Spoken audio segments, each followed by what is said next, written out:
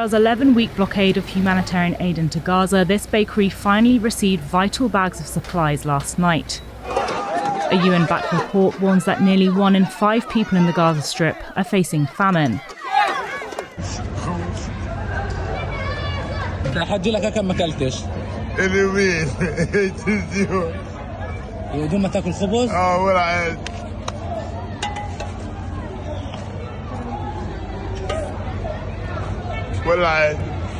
After being closed for many weeks, people in the bakery have been working tirelessly overnight to make as much bread as possible.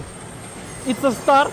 What we brought is definitely not enough, but we hope that the borders will remain open and we'll be able to bring more aid into Gaza. A limited amount of food was delivered to desperate Gazans for the first time since early March on Wednesday, but senior United Nations officials warned the supply was nowhere near enough to forestall the worsening humanitarian crisis. UN officials say they are hoping for more to be delivered on Thursday. Aid agencies warn that much of Gaza will be on the verge of famine if supplies are not allowed into the enclave in volume. Until this week, Israel had forbidden all humanitarian aid entering Gaza since March 6, saying Hamas was stealing and profiting from it. Tom Fletcher, UN Under-Secretary General for Humanitarian Affairs, posted on X Thursday, "In close touch with team in Gaza, today will be crucial. Truckloads of life-saving aid finally on move again." Trucks loaded with humanitarian aid began delivering the first food and supplies in Gaza in more than 11 weeks on Wednesday. More than 90 trucks carrying flour, baby supplements, and other food began dispersing aid into southern Gaza, according to the head of Gaza's Transport Association, Nahid Shuhaiber. Kamel Ajour, the owner of the Ajour bakeries in Gaza, said some of the flour would be distributed to bakeries in the south to start working immediately. Shuhaiber said he hoped for a similar number of trucks Thursday, but said 2 trucks had been stolen by desperately hungry residents on Wednesday. The UN Office for the Coordination of Humanitarian Affairs, OCHA, said late Wednesday that 5 kitchens had resumed operations in Khan Yunis and Gaza City, but 5 others had been forced to close for a lack of supplies. According to COGAT, the Israeli agency handling the passage of aid into Gaza, 5 trucks entered Gaza on Monday, 93 trucks entered on Tuesday, and another 100 entered on Wednesday. But the head of the UN Children's Fund, Catherine Russell, said on X Wednesday, "The few trucks that have entered with life-saving supplies are nowhere near sufficient and have yet to reach those in desperate need. We're running out of supplies inside Gaza, and we're running out of time." There have also been delays caused by disagreements between the Israeli military and aid agencies over the routes to be used within Gaza.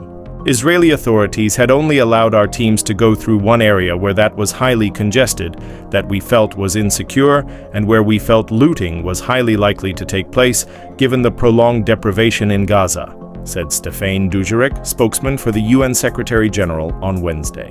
OCHA also said Wednesday that critical items such as hygiene products or fuel have not been allowed by the Israeli authorities.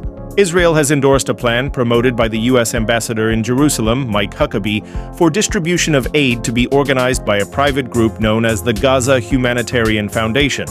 UN officials have said the plan is inadequate.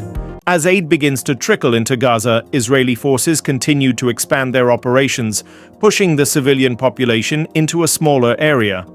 OCHA said that large numbers of people continue to be displaced, with 80% of Gaza now either subject to displacement orders or located in Israeli militarized zones. The ongoing displacement of Gaza's population is putting immense pressure on humanitarian teams, OCHA said, leading to an extreme lack of shelter space. Displacement sites and residential buildings are very overcrowded. UN agencies are also concerned about strikes on hospitals. It said that on Wednesday, Al-Auda Hospital in northern Gaza, the only partially functional facility in the area, was struck while Kamal Adwan Hospital ceased operations. The Palestinian Health Ministry said Thursday that the closure of the Indonesian hospital in northern Gaza had deprived more than 400,000 people of health services. In southern Gaza, the European hospital remains out of service after several Israeli strikes last week. The International Committee for the Red Cross, ICRC, said it had received 1 truck of medical supplies for its field hospital in Rafah, but added that it would take time to recover from the deficit created over the past 10 weeks. The coming days are critical, the ICRC said. Another issue is water, with the largest desalination plant in the north of Gaza located in an area which civilians have been told to leave. Many people have moved to Al-Mawasi, a coastal area in the south, but it is not connected to the water network and relies heavily on water trucking.